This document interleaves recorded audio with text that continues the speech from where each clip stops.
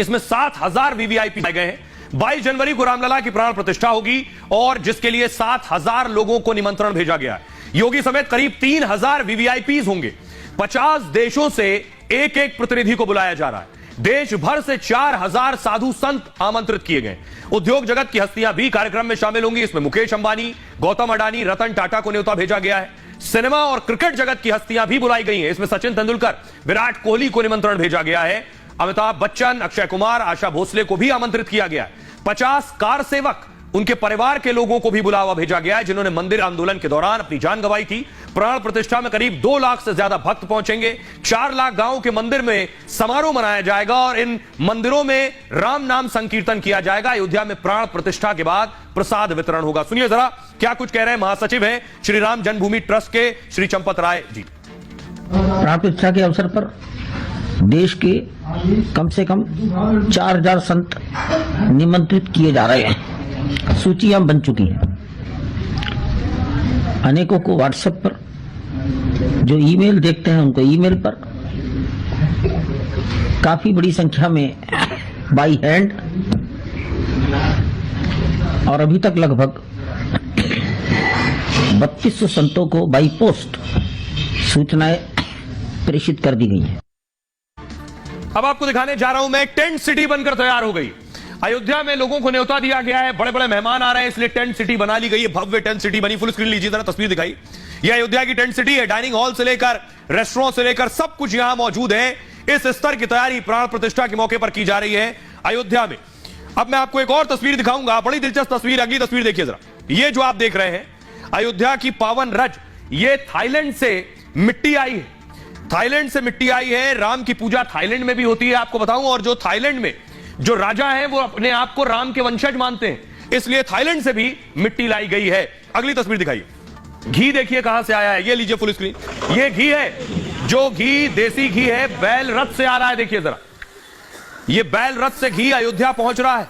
कई जिलों शहरों से होता हुआ बैल रथ से यह घी आया है। मैं आपको बताता हूं, देखिए जोधपुर से लगभग 1200 किलोमीटर का सफर तय करके यह घी यहां पहुंचा। ये पूरा आप रूट देख रहे हैं। ये जोधपुर से घी आया है। जोधपुर से ये पाली ले जाया गया, बैल के जरिए आया। ये जो बैल रथ देख रहे हैं, जोधपुर से पाली, पाली से अजमेर, अजमेर से जयपुर, फिर भरतपुर, फिर मथुरा, लखनऊ और लखनऊ के बाद अयोध्या इस रूट से पहुंचा। आइए इस घी के बारे में मैं आपको बताऊं।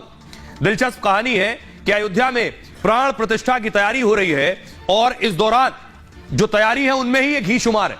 108 कलश में 600 किलो देसी घी लाया गया। 600 किलो 5 बैलगाड़ियों के जरिए जोधपुर से घी आया है। 27 नवंबर को घी के साथ पदयात्रा शुरू हुई थी, जो कि यानी ये जो घी है ये 27 नवंबर को चला था। श्री राम के धाम अयोध्या पहुंच चुका है। गाय के देसी घी का इस्तेमाल प्राण प्रतिष्ठा में होगा। इसके साथ गर्भगृह की अखंड ज्योति भी इसी घी से जलाई जाएगी। यह गाय का देसी घी आपको जानकर ताज्जुब होगा, 9 साल से इकट्ठा किया जा रहा था। जब मंदिर निर्माण की कोई स्पष्ट जानकारी नहीं थी, तब से लोग राम मंदिर के लिए घी तैयार कर रहे थे।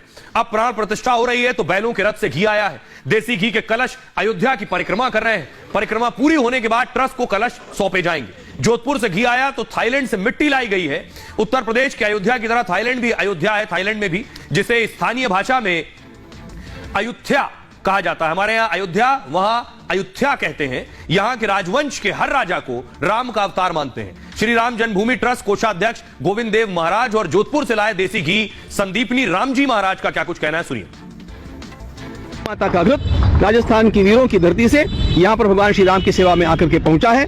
हम लोग वास्तव में धन्य है प्रातःकाल इसका दर्शन, अवलोकन, स्पर्श करके, और धन्य है वे महात्मा जिन्होंने इतना सुंदर संकल्प किया और भगवान श्री राम की सेवा में यह द्युत अर्पण किया है। 27 नवंबर को यह पदयात्रा हमने प्रारंभ की, जो भगवान श्री राम लला के काम आने वाला दिव्य घी हमने 9 साल में जो एकत्रित किया है, और आज हम अयोध्या में प्रवेश कर चुके हैं और भगवान श्री राम के चरणों में शीघ्र ही घी अर्पण करने की योजना तैयार की जाएगी।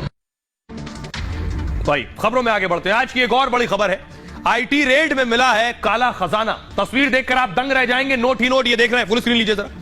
नोटों की बारिश हो गई। देखिए अलमारी में नोट ही नोट भरे, 500 रुपए की हरी गड्डियां, 500 200 के नोटों की गड्डियां अलमारी में भरी है। यह रेड पड़ी है।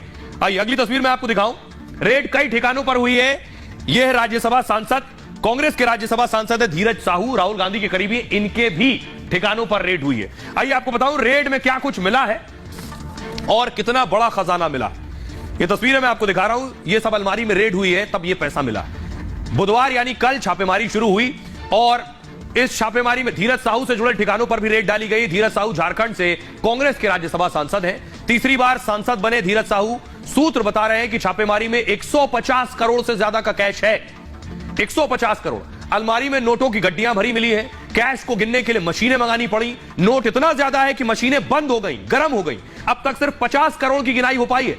कुछ बैंक अकाउंट भी आईटी टीम ने सीज किए हैं। 3 राज्यों में आयकर विभाग ने छापेमारी की। बुधवार को पश्चिम बंगाल, उड़ीसा, झारखंड में रेड हुई। झारखंड में धीरज साहू के आवास पर भी आईटी टीम पहुंची। हालांकि रांची और लोहरदगा के घर में कोई नहीं मिला है। यह छापेमारी शराब कारोबार में टैक्स चोरी को लेकर की गई है। धीरज के रिश्तेदार का उड़ीसा में बड़ा कारोबार है।